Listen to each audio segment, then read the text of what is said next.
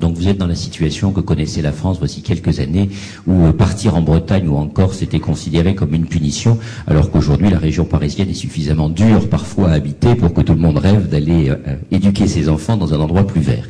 Merci beaucoup. Madame Benbachir, vous êtes dans votre poste d'observation, évidemment, du côté business, et en particulier services financiers. Alors, comment se posent de manière peut-être un peu plus spécifique dans ce secteur-là les questions de la disponibilité de la ressource humaine? Bonjour, un petit mot peut-être sur ce secteur au Maroc. CFG Group est la première banque d'affaires historiquement au Maroc. On a été créé en 92. C'est pour vous dire que donc c'est un secteur qui est très jeune et que je représente une profession qui a 16 ans d'âge aujourd'hui. Alors, le secteur de services financiers pointus, qui est la banque d'affaires, recrute principalement aujourd'hui dans des écoles de management. Les profils que CFG particulièrement recrute sont aujourd'hui à moitié marocains et pour moitié formés à l'étranger. Et dans cette seconde moitié, je dirais que 90% sortent d'écoles françaises. Ce sont des profils évidemment qui ont 1 ou 2 diplômes. Souvent, on voit aussi des gens qui font un master en plus, et notamment pour les écoles marocaines. Moi, j'insisterai peut-être sur d'une part sur ce qui manque aujourd'hui, ce qu'on ne trouve pas. C'est notamment dans notre secteur, qui est un secteur qui évolue très vite et qui peut être pointu, c'est de la formation continue ou de haute qualité. Nous sommes obligés aujourd'hui d'envoyer d'envoyer nos équipes souvent en France pour faire des formations de 2 ou 3 jours, ou de recruter des professeurs de grandes écoles françaises pour venir apporter des formations spécifiques et sur mesure, parce que nous ne trouvons rien qui soit disponible localement et qui réponde à nos besoins. L'autre point sur lequel j'aurais voulu insister, c'est les qualités et les aptitudes qu'on recherche particulièrement dans nos recrutements.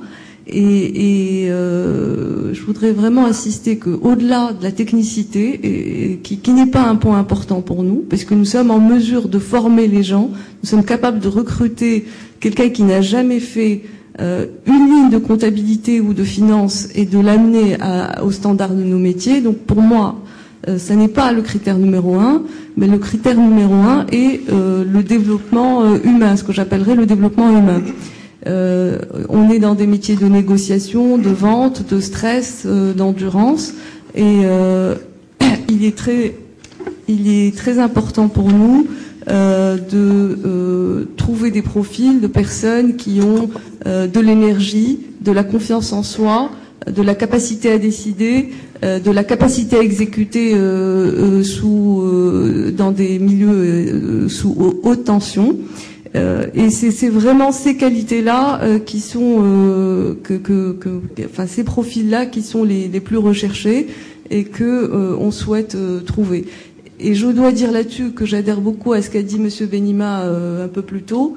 Je pense aujourd'hui que c'est ce qui fait la différence entre les diplômés français et les diplômés, d'écoles françaises et les diplômés d'écoles marocaines. J'invite beaucoup, je sais qu'il y a un certain nombre d'entre vous, donc ici autour de cette table ronde, qui représentaient des universités marocaines.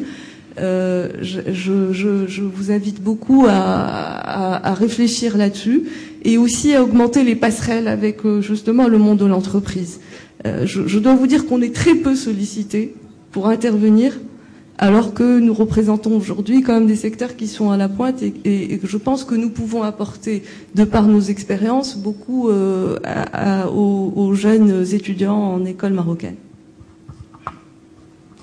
Merci Souad de cette précision à la fois sur les besoins de formation et les comportements. On voit bien qu'il y a une question de formation initiale d'une part, de formation continue d'autre part, qui est posée par l'ensemble de nos intervenants. Alors avant de rendre la parole aux côtés de l'offre pédagogique,